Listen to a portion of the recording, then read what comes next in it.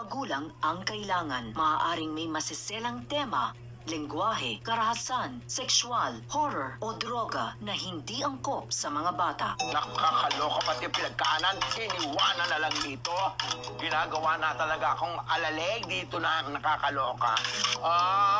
Maging alila sa balat ng lupa ay kawawa.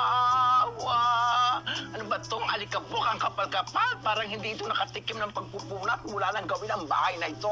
O ayan, pinoprorwaxan ko kayo ha, para maging maganda kayo at makintab. Para ma-appreciate mga walang hiyang nakatira dito.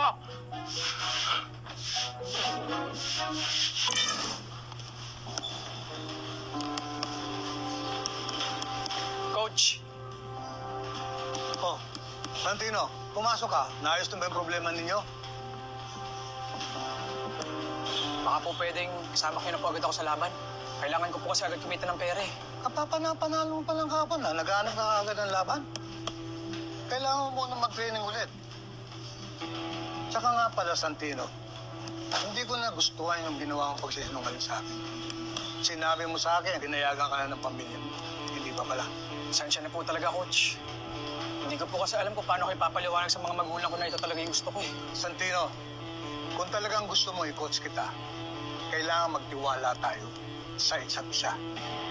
Ayaw ko naglilim ka sa akin. Naintindihan mo ba yun? Opo, Coach.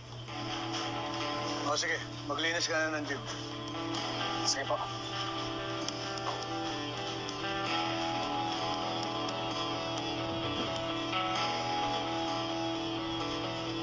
Ay, Diyos ko, napakahirap linisin ang bahay na napakarumi. Diyos ko, parang hindi nililinis ang taon na nakakaraan. Diyos ko. Aba, nandito pa pala yung maganda nating kapitbahay. Naubod ng yaman. Umalis na, bumalik pa. Bakit? Anong problema mo? Mabuti nga nagtitiis ako dito sa napakabahong lugar na ito, Diyos ko. Hoy, Roda! Yung bunganga mo, taktak ng taktak. Wala kang katigil-tigil. Eh, ano ngayon? Alam mo ba na matagal na kami nagtitimpi sa'yo rito? At saka wala kang karapatan at tapak-tapakan kami dito. Tandaan mo, pantay-pantay tayo rito. Pareho tayo mahihirap. Hindi tayo pantay-pantay. Diyos ko, mas nakakaangat ako sa inyo. Ako Hoy. may ambisyon. Kayo, wala kayong ambisyon. Aba, ang kapal talaga ng mukha mo. Baka gusto mo magkatikim ng totoong paghihirap. Hirapin natin. Sige, bahala kayo. Talaga? Taktakan niyo ako. Talaga? Bahala kayo. Ipababarangay ko kayo. Ay, Naku. hindi. Ipapupulis ko kayo. Ay, pulis? Ito dito. Pulis daw. Hindi na kapatid ko. Ang Pahirapan hirap natin. dito. Ipabibilago ko kayo. Kayo rin. Makakalaboto kayo lahat. Lahat kayo baka. Ikaw, pangit-pangit mo. Nakakaloka ka. Diyos ko, babaho ninyo. Mukhang gigil na gigil ka sa susunod mong laban, ah. Gusto ko kasi agad matupad yung mga pangarap ko eh. Sa along madaling panahon. Alam mo, sa pagbo-boxing, ang kailangan mo dyan, tiyaga at pasensya. Matagal bago natin mabot yung level na gusto natin mabot. Ayun, tiis-tiis na muna tayo. Pero kung talagang nangangati ka, nasubukin yung galing mo sa pagbo-boxing, may alam ako na pwede mong salihan kung game ka. Di ba na lang siguro, Lawrence?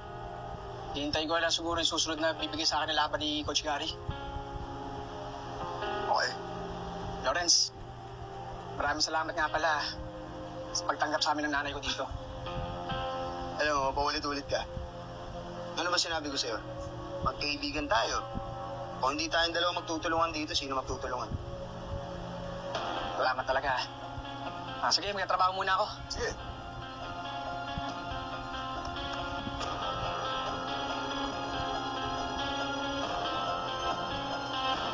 Ang yayabang nyo. Diyos ko, tatandaan ko yan. Babalikan ko kayo. Nakakaloka kayo.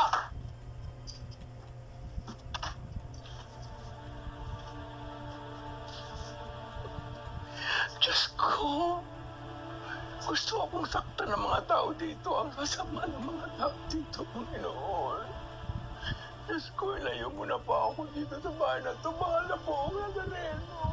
Ayoko na po rito. Ayoko na po rito. Ibalik mo na po sa ako doon sa buhay na kinaginaslang ko. Isang marangyang buhay na para sa akin at nakatakda lamang sa akin. Hindi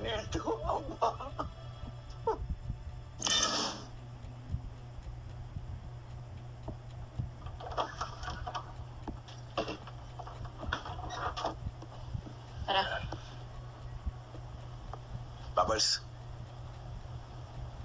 Mag-ingat ka, ah. Gusto mo samahan kita? Di na. Kaya ko na to.